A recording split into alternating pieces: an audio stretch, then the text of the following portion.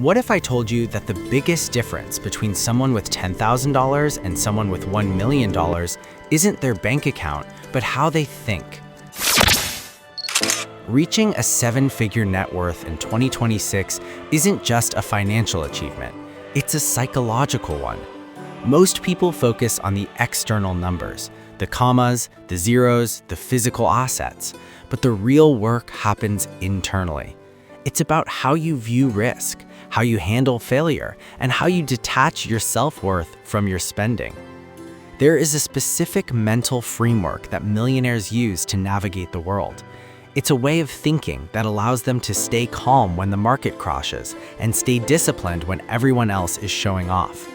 Today, we're looking at the invisible psychology of the self-made millionaire and how you can adopt those same patterns to reach your next financial level. At the very base of the million-dollar mind is what psychologists call an internal locus of control. The average person is a passenger in their own financial life. They blame the economy, they blame the government, they blame their boss, or they blame their upbringing. When things go wrong, the cause is always out there. This is a comforting lie because it absolves you of responsibility. But it is also a prison because if you aren't the cause of your problems, you can't be the solution. The millionaire takes total responsibility. If an investment fails, they don't blame the market volatility. They blame their own lack of research or their failure to control their emotions. If a business venture collapses, they don't point fingers at the competition. They look at their own systems. This mindset is incredibly empowering. By refusing to play the victim, you maintain the power to change your circumstances. You stop wasting energy complaining about things you cannot change, like interest rates or tax laws, and you focus 100% of your energy on what you can control: your savings rate, your skill development, and your asset allocation. We live in a world designed to make you feel small if you aren't spending big. Social media has weaponized status signaling.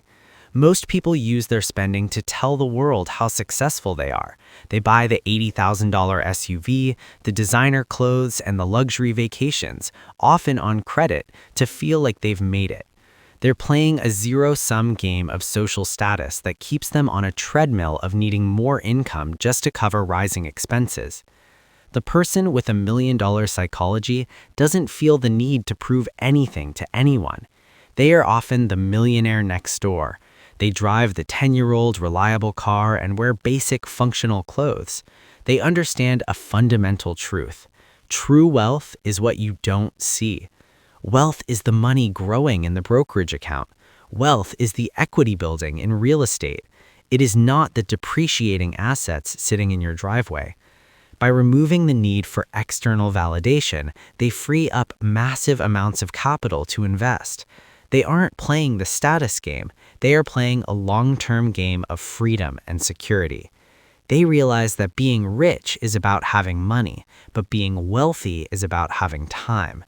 And you cannot buy time if you are busy paying off a car loan for a vehicle you bought to impress neighbors you don't even like. The first major psychological shift you must make is moving from a consumer mindset to an owner mindset. The average person looks at $1 and thinks about what they can buy with it. They see a new phone, a dinner out, or a subscription service. Their primary relationship with money is spending and instant gratification. Millionaires, however, look at $1 and see a seed. They think about what that dollar can earn for them over the next decade. They see every dollar as a little employee that can go out and work tirelessly to bring more dollars back home. This is the owner mindset. When they see a successful company like Apple or Amazon, they don't just want to buy its products. They want to own the systems that generate wealth, not just feed them temporarily. Instead of looking for ways to get rid of your money on things that lose value, you are constantly looking for ways to put it to work in assets that appreciate or generate income. This discipline creates a powerful engine for long-term growth that eventually grows faster than any salary ever could. The volatility tolerance. Once you've mastered your internal control and stopped spending to impress others, you face the second psychological gate: volatility. The average person views a market dip as a crisis. When they see their portfolio drop by 10 or 20%, their brain enters fight or flight mode. They feel a physical sensation of loss, and their instinct is to sell, to stop the pain. This is why most people buy high and sell low. Their emotions are driving the car. The millionaire, however, views volatility as the fee for entry. They understand that you cannot have market-beating returns without enduring market-testing moments. They have trained their brain to decouple the price of an asset from its value. When the market drops, they don't see a loss of wealth. They see a clearance sale. Their psychology is counter-cyclical. They are fearful when others are greedy, and greedy when others are fearful. Asymmetric risk versus reckless gambling. There is a common myth that millionaires are big risk takers. In reality, the psychology of the wealthy is obsessed with risk mitigation. The average person gambles. They look for moonshots, get-rich-quick schemes, or high-leverage trades they don't fully understand. They risk 100% of their capital for a small chance at a 10x return. This is psychological desperation. The millionaire looks for asymmetric risk. They want scenarios where the downside is limited and known, but the upside is massive or infinite. The employee mindset, risking 40 hours a week for a fixed capped salary, low upside, high time cost. The millionaire mindset, investing 40 hours a week into building a scalable system or a portfolio of assets, known time cost, uncapped upside. They aren't looking to get lucky. They are looking to place enough smart bets where the math eventually guarantees a win. They don't bet the house, they bet the surplus. The friction of wealth, persistence over intensity. Most people think getting to $1 million requires a massive, heroic burst of effort, a big break. Psychologically, this is a trap because when that big break doesn't happen in the first 6 months, they quit. The millionaire psychology is built on persistence over intensity. They understand the boring middle. Between the excitement of starting and the glory of finishing, there are years of repetitive, unglamorous work. It's the psychology of saving the same percentage of your check every month for 120 months straight. It's the psychology of sticking to a business plan when the views are low and the revenue is zero. Wealth is a lagging indicator of your habits. If you have the right psychology, you don't focus on the $1 million, you focus on the daily actions that make the $1 million inevitable. You learn to love the process, not just the result. Because if you only love the result, you will give up during the thousands of hours when the result isn't visible yet. The cost of opportunity filter. Finally, the wealthy mind uses a different filter for every decision: opportunity cost. The average person asks, "Can I afford this?" If they have the money in their account or enough space on their credit card, the answer is yes. The millionaire asks, "What is this costing me in the future?" They realize that a $50,000 luxury car isn't just $50,000, it's the $500,000 that money would have become if it were invested in a compounding asset over 20 years. They see the ghost of the future money attached to every dollar they spend today. This doesn't mean they never spend. It means they spend intentionally. They buy assets that buy their luxuries. They don't work for toys. They build engines that produce toys as a byproduct. 1. The concept of time arbitrage. Most people are trapped in a time-for-money trade. They work an hour, they get paid for an hour. This is a linear relationship, and it is the greatest psychological barrier to wealth. The millionaire mind understands a concept called time arbitrage.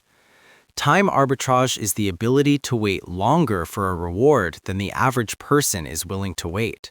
While the world is obsessed with next-day delivery and instant results, the wealthy are playing a game that won't pay out for 5, 10, or 20 years. They aren't looking for a paycheck, they are looking for a payout.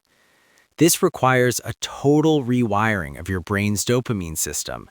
You have to learn to find satisfaction in the act of planting the seed, even if you won't see the shade of the tree for a decade. This is why many people fail in the first year of a business or investment. They are checking the scoreboard every day. Millionaires check the scoreboard every few years. They understand that the greatest gains happen at the very end of the compounding curve. 2. Scaling your value from addition to multiplication. Psychologically, the average person thinks in terms of addition. If they want more money, they think, I need more hours, or I need a small raise. They are adding to their workload to add to their bank account. The $1 million net worth mind thinks in multiplication. They don't ask, how can I do more? They ask, how can this be done without me? Or how can this reach 1 million people instead of 10? This is the shift from labor to leverage. Leverage comes in 4 main forms: capital, using money to make more money; labor, having other people work toward your vision; code, software that works while you sleep; and media, content that educates or entertains 24/7. The psychology of the wealthy is obsessed with building or owning these levers. They realize that their own physical labor is the least scalable asset they own. By detaching their income from their time, they create the possibility of exponential growth. They would rather own 1% of a $100 million machine than 100% of a $100,000 job. 3. The value first filter. There is a fundamental psychological shift in how millionaires view the market. The average person asks, how can I get more money? The millionaire asks, how can I provide more value? Money is simply a reflection of the value you provide to the marketplace. If you aren't making the money you want, it's because you're not solving a big enough problem for enough people. A waiter solves a problem for one table at a time, low scale, low value. A software developer solves a problem for 1 million users at once, high scale, high value. The wealthy mind is constantly scanning for friction, problems that people are willing to pay to have removed. They don't chase money, they chase problems. They know that if they solve a large enough problem, the money will chase them. This value-first psychology prevents you from becoming a seeker of wealth and turns you into a builder of wealth. 4. Guarding the wealth buffer. Finally, segment 3 brings us to the wealth buffer. Psychologically, most people spend exactly what they earn. This is known as lifestyle creep. As soon as their income rises, their needs rise to meet it. The millionaire maintains a massive gap between their income and their lifestyle. This gap isn't just savings, it's a psychological buffer. When you have a year's worth of expenses in cash and a growing portfolio of assets, your brain changes. You stop making desperation moves. You can walk away from a bad deal. You can take a calculated risk on a new venture. You can think clearly because you're not worried about next month's rent. This buffer gives you the power of no. And in the world of business, the power to say no is often more valuable than the power to say yes. It allows you to wait for the perfect opportunity rather than jumping at the first mediocre one. The resilience of failure. Redefining the end. Most people view failure as a stop sign. To the average person, a failed business or a lost investment is a permanent stain, a signal that they aren't cut out for success. This fear of failure creates a psychological paralysis. They spend so much time trying to avoid making a mistake that they never make a move. The millionaire mind views failure as data. To reach a 7-figure net worth, you have to realize that failure is not the opposite of success. It is a prerequisite for it. Every no from an investor, every product that doesn't sell, and every marketing campaign that flops is simply a lesson in what doesn't work.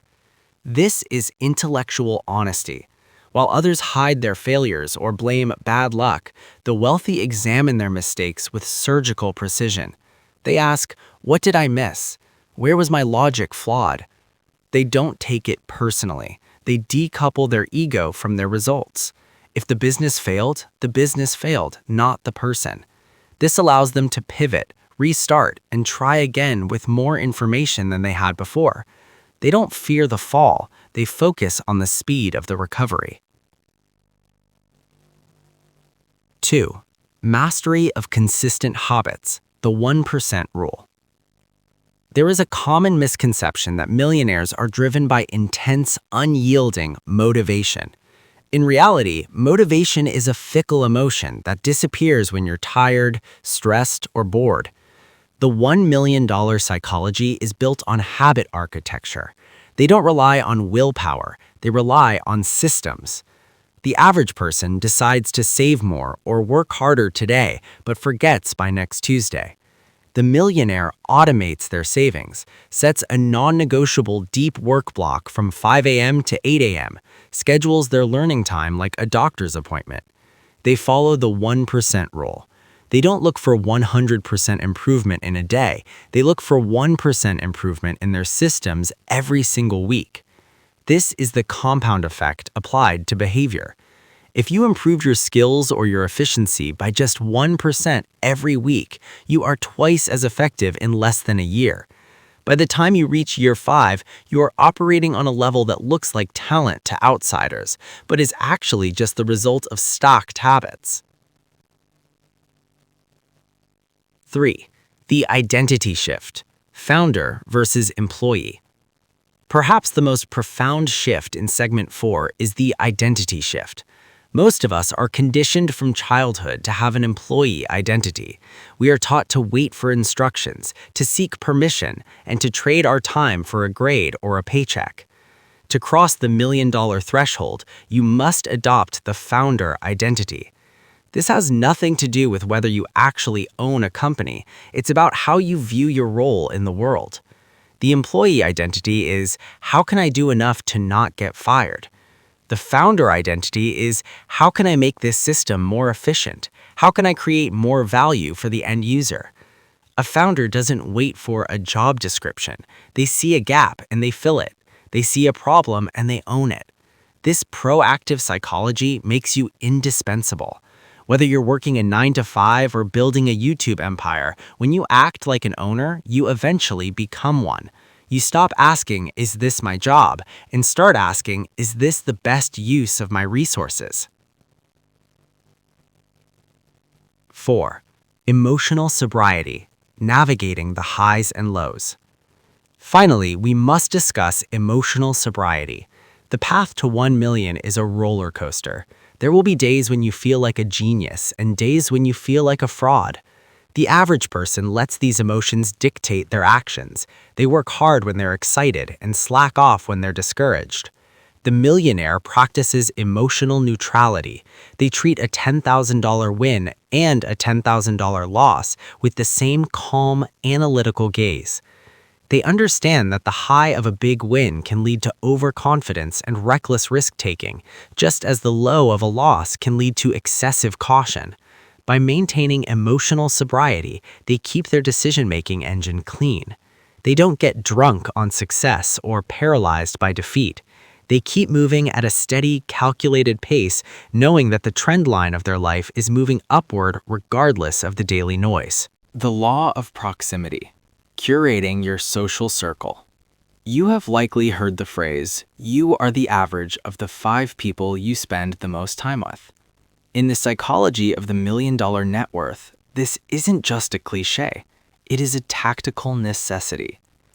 The average person chooses their social circle based on proximity or history, coworkers, old school friends, or neighbors. While there is value in these relationships, they often reinforce a middle class or consumer psychology. If everyone around you is complaining about their boss, spending their weekends on mindless entertainment, and viewing wealth as luck, it becomes psychologically exhausting for you to think differently. The millionaire is intentional about social architecture. They seek out people who are ahead of them, individuals who view a $100,000 month as normal, or a failed $1 million venture as just a Tuesday. When you normalize high achievement, your internal ceiling rises. You stop asking if something is possible and start asking how it is done. This isn't about being elitist, it's about protecting your mental environment. You need a circle that challenges your excuses and expands your vision of what is achievable. 2. Wealth as a tool, not a destination. A major psychological trap on the road to 1M is viewing the money as the prize. If you view the $1 million as the finish line, your brain will subconsciously look for ways to stop working once you reach it. This is why many people plateau or lose their drive once they achieve a certain level of comfort. The wealthy mind views money as fuel. It is a tool used to buy back your time, to fund bigger missions, and to solve larger problems. Phase 1, money is for survival. Phase 2, money is for comfort. Phase 3, money is for freedom. Phase 4, money is for impact. When your why shifts from buying things for yourself to creating something that outlasts you, your psychological energy becomes infinite. You aren't driven by the need for a new car, you're driven by the desire to build a school, launch a foundation, or disrupt an entire industry. This higher purpose is what allows millionaires to keep working with intensity even after they have enough to retire. 3. The preservation mindset, protecting the throne. Making $1 million requires offense. You have to be aggressive, take risks, and build systems. But keeping $1 million requires defense. Many people reach 7 figures only to lose it all within a few years because they didn't shift their psychology. They keep taking the same massive risks that got them there, or they succumb to the gambler's fallacy, thinking they can't lose. The preservation mindset is built on humility. It's the realization that while you worked hard, a portion of your success was due to timing and market conditions. Therefore, you must respect the money. You diversify. You prioritize asset protection. You stop looking for the next big thing and start focusing on not losing the big thing you already have. This is the shift from how do I make more to how do I ensure I never go back to zero. IV, the paradox of the day one mentality. Finally, the psychological secret of the multimillionaire is the day one mentality. Amazon founder Jeff Bezos famously kept his headquarters in a building named Day One to remind himself and his team that the second you think you've arrived, you begin to die. The millionaire never stops being a student. They remain curious. They don't let their net worth turn into an ego trap where they think they know everything. They understand that the world is changing faster than ever, especially in 2026. What worked to get you to 1M might not be what keeps you there. By staying humble, staying curious, and maintaining the same work ethic and discipline they had when they had $10,000, they ensure that their first million is just the foundation for the next 10. The mirror of wealth. At the end of the day, your net worth is a mirror. It reflects your habits, your discipline, your ability to handle stress, and your willingness to provide value to others. If you want the $1 million, stop looking at the bank account and start looking at the person in the mirror. Change the psychology and the math will follow. The question isn't whether you can earn $1 million, it's whether you can become the type of person who is capable of holding it. The $1 million dashboard is visible, but they're not looking at it. They're looking at a new, larger goal. Music swells to a grand, inspiring finish. Your journey doesn't start when the money hits the account. It starts the moment you decide to think it's already there.